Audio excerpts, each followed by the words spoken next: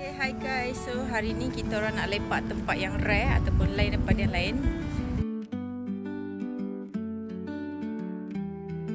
Kebiasaannya Marina suka datang Mitsui untuk shopping saja, especially kita orang suka sangat singgah kat sana. But now kita orang pergi healing dekat tempat lain, so korang boleh dengar kan ni apa tu.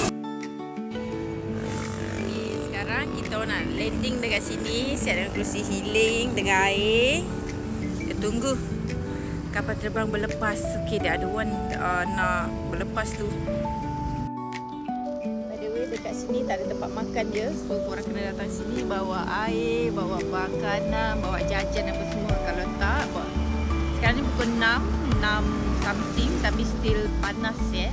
So Marina tunjuk korang lah lagi sekali view dekat depan ni macam mana.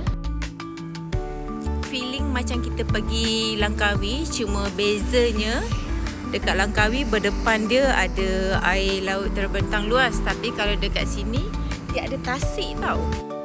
Kat seberang jalan sana ada tasik. Tasik tu quite besar. So korang sebenarnya mesti nak tengok kapal terbang kan, bukan tengok muka Marina, tapi Marina nak tunjuk tempat yang korang boleh duduk santai, ada kerusi macam stadium punya seat. So korang boleh duduk kat sana lah kalau korang tak bawa kerusi. Dia dekat hujung sana je. Itu adalah Anjung Spotter. So korang boleh parking kat situ and duduk kat situ actually kalau korang tak bawa kerusi healing. Okay, sambil duduk-duduk tengok ni semua, kita acah-acah ambil video healing dekat sini.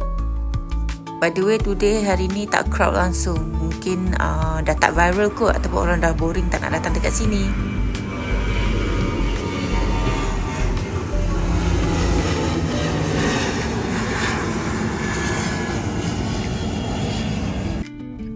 Okay guys, sekarang kita orang dah settle acah-acah healing, dah settle tengok kapal terbang berlepas apa semua. So sekarang kita orang on the way balik.